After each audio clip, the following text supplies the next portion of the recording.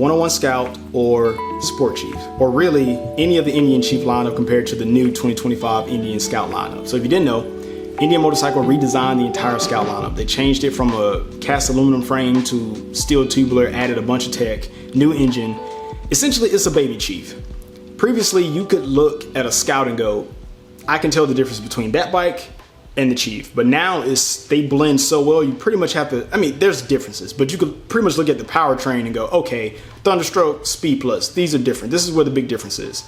Asking that 101 versus Sport Chief question, I would have to go more into just the engine and say, what type of rider am I? What am I going to do with the bike? If I'm going to be doing some canyon riding, I'm probably going to want to be on the Scout, but I can do it perfectly on the Chief. Am I on the heavier side? I'm probably going to want more suspension travel. Am I on the lighter side? I'm probably going to want to go with a Scout because I can get it on and off the kickstand a lot easier. But I do believe in getting whatever bike you want from the beginning. Get it, because now with power modes and traction control and ABS, these bikes are a lot safer to ride. You can put them in different power mode settings for different riding circumstances. You can grow into the bike. For instance, I've had my Chief flashed. I do not ride my Chief in sport mode, only because my sport mode is faster or more responsive than the stock sport mode now.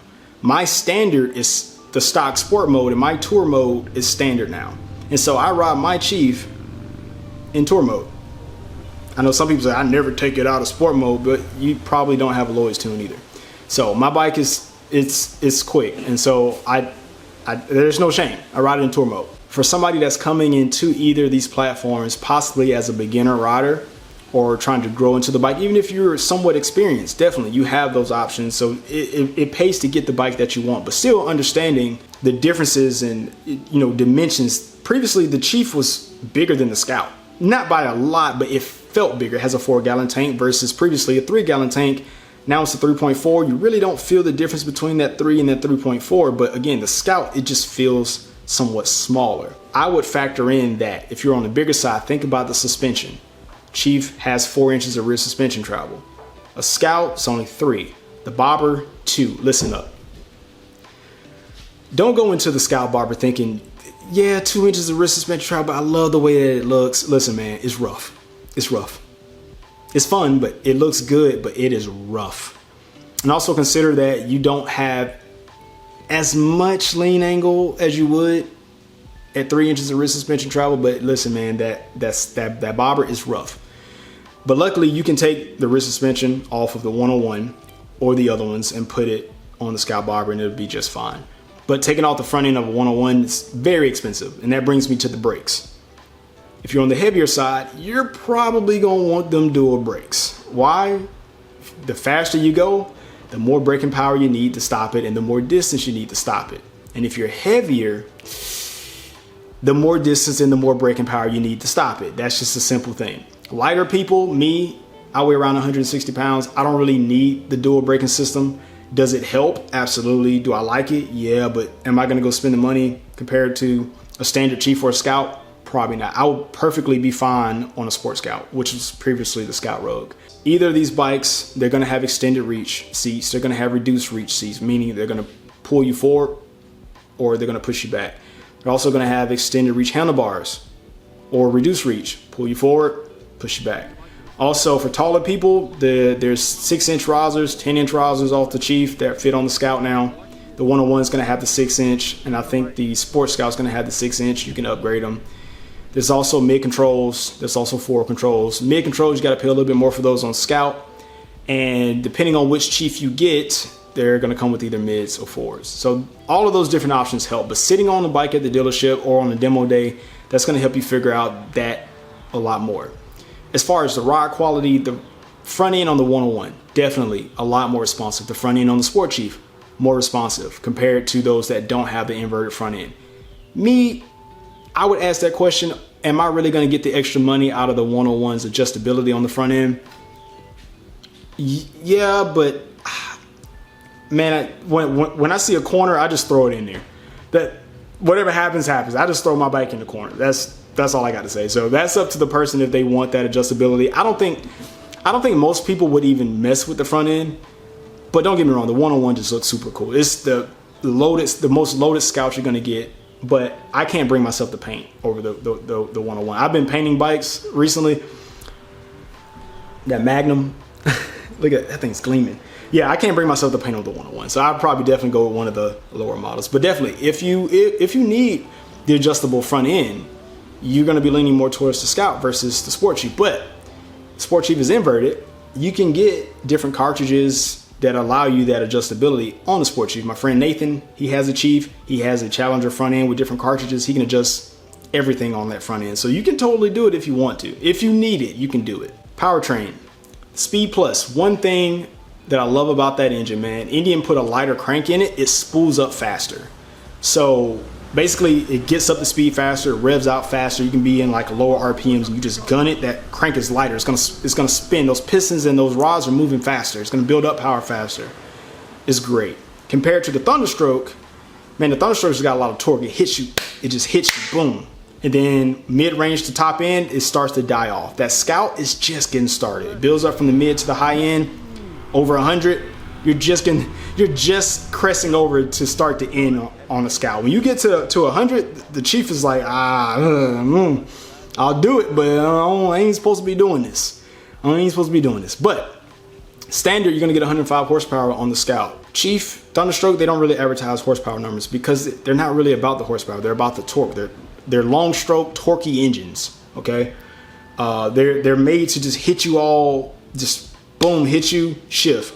Boom, hit you, shift. Versus a Scout is like, hit you, hit you. Yeah, it's just a different feel.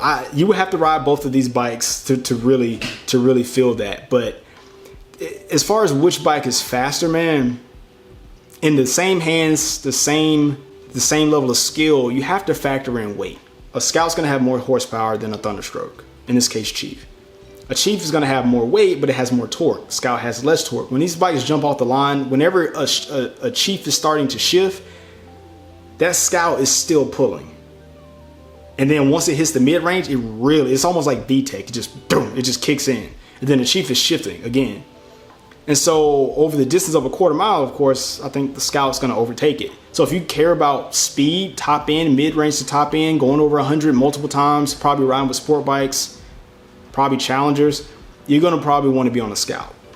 But if you don't really care about that, you like those the stoplight pulls, you like having that grunt, don't get me wrong, a Chief will go over 100 just fine. It's just not gonna do it as efficiently and as fast as a Scout will.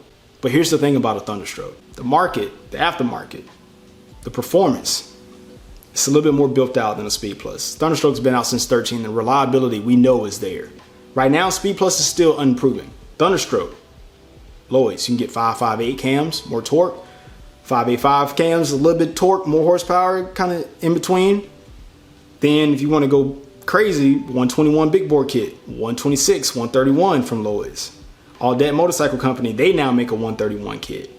And that 131 compared with Lloyd's 605 cam, which is specifically for big bores, they were putting out 120 horsepower and 150 pound-feet of torque to the wheel. So that means if you account for drivetrain loss, that's 130 horsepower, 160 pound-feet of torque. If you are somebody that likes upgrading an engine, wanting more performance later, that Thunderstroke is going to be, the market's there for it. Now, that's not to say Speed Plus won't get there. When I bought my Scout 2017, Indian barely had accessories for this thing. There were barely any exhaust options for it. And now that market's more fleshed out. So the Scout market will build out for the Speed Plus. What makes me excited for it is what could come for it. So Indian designed this engine, which they did on the Power Plus originally. They made it where the valve covers can come out with the engine still in the frame. They changed it for Power Plus, more than likely because of money, right? They can charge more labor hours for the dealerships. Dealerships are happy. They're making money off of the cams for the people that want to do it. Yeah, but now the Scout, you can pull those valve covers off and service the cams. I definitely see some cam options coming for the Speed Plus if they aren't already pretty much coming out here soon. So definitely think about that. If you're somebody that just wants to be done, get a flash, get the 111 horsepower, keep the 82 pound-feet of torque and you're done for the Scout, go Speed Plus. But me, I used to be that way, and now I actually like upgrading my engine. I actually like doing it. It's fun. For somebody that's looking at 101 Scout or the Sport Scout or any of these bikes, you need to go ride both. You need to go sit on them, and hopefully you will ride both back to back. I did not feel the differences between these bikes until I actually rode both bikes back to back. I'm talking minutes apart. You can't ride one, then wait weeks, and then go ride the other one. You have to hopefully ride them both back to back if you're genuinely interested in one over the other one. That is my biggest recommendation. And preferably at a demo day. You may have to go to another city. You may have to go to another state. I've actually ridden to demo days across state lines, and I've driven to demo days across state lines just to ride bikes to get that feel that I wanted. And I would recommend that to you, especially if you're spending that kind of money for any of these bikes. Definitely go ride both, and I think that will give you the answer you're looking for. But if I had to pick one, man, at this current time, I love the look of the new Scout, but I love the character and the feeling that I get when I ride my Chief. So I'm gonna have to put it out there for the Chief, man.